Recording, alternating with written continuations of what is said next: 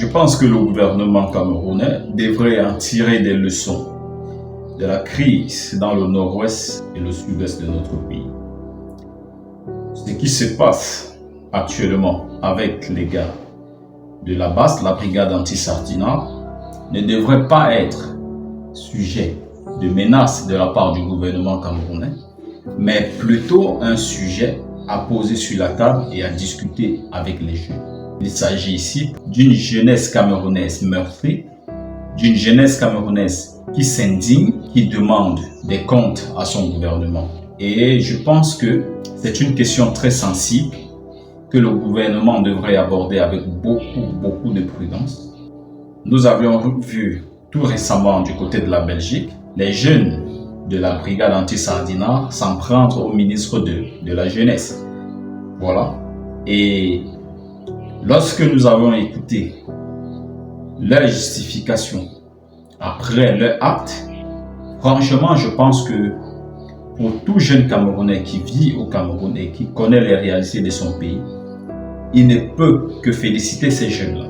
Sauf que, voilà, comme je le dis depuis dans mes vidéos, je suis contre toute forme de violence, toute forme de barbarie, toute forme de tribalisme. Voilà, j'appelle toujours à l'apaisement entre les Camerounais parce que nous ne voulons pas de tribalisme, nous ne voulons pas de violence, nous ne voulons pas de guerre fratricide. Tout ce que nous voulons, c'est l'unification de toutes les tribus camerounaises. Donc, raison pour laquelle j'appelle ici le gouvernement camerounais de trouver un moyen pour le bien du peuple camerounais. Il faut trouver un moyen de dialoguer avec le peuple. Je pense que si il n'y a pas moyen d'organiser un dialogue national avec toute la jeunesse camerounaise, ça peut se faire par le biais des réseaux sociaux. Nous voyons certains leaders politiques qui essayent d'échanger via certains réseaux comme TikTok, voilà, comme Facebook, avec les jeunes. Je pense que c'est encourageant. Voilà. Vous pouvez lancer un live. Récemment, nous avons vu Samuel Eto'o sur un live d'un confrère, c'est Céleste Victorien. Voilà, je pense que le porte-parole du gouvernement peut également faire ce genre de contenu. Je pense que ça va vraiment mettre ensemble les jeunes. Ça va attirer les jeunes dans cette plateforme et puis essayer d'écouter les propositions, les cris des jeunes Camerounais aujourd'hui qui en souffrent vraiment, qui en souffrent véritablement. Je pense que pour nos dirigeants, essayer souvent de faire des descentes sur le terrain dans certains quartiers pour voir ce que vivent les Camerounais.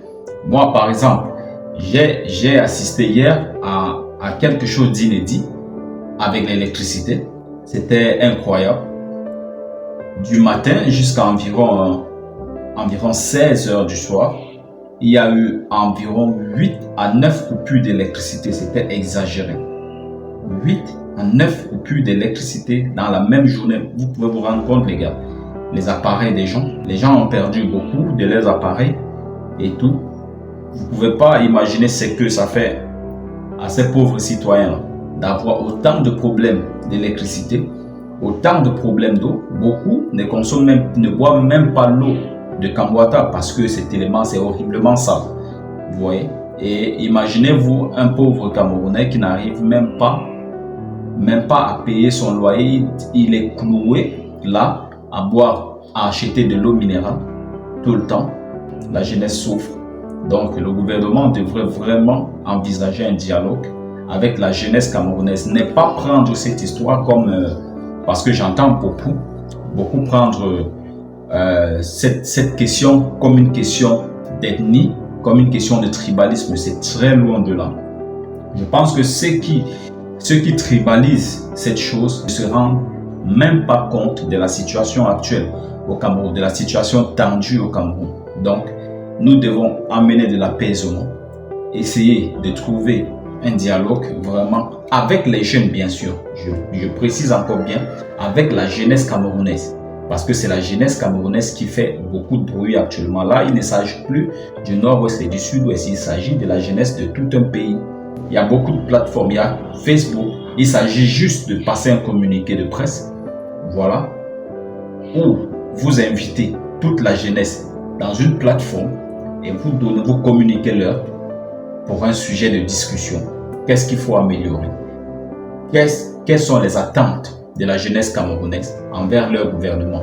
Et je pense que, franchement, je pense que vous aurez vraiment une solution pour que ce pays n'entre pas dans ce que nous observons. Parce que si vous continuez à négliger, je ne sais pas ce qui pourrait se passer. De toutes les façons, nous n'avons pas besoin de ça dans notre pays. Nous avons besoin de conserver la paix que nous connaissons depuis tant d'années, malgré que nos frères anglophones n'ont pas vraiment connu de paix depuis pas mal d'années aujourd'hui.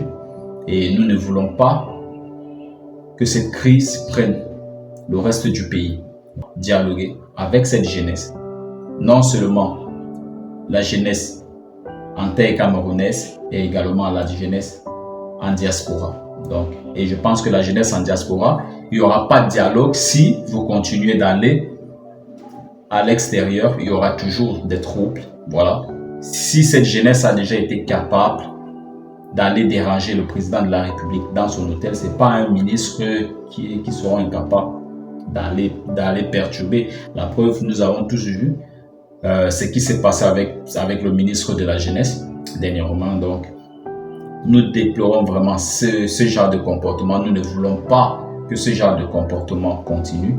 Et pour que ça n'arrive plus, il faudrait vraiment faire asseoir ces jeunes. Il faudrait vraiment écouter leurs revendications.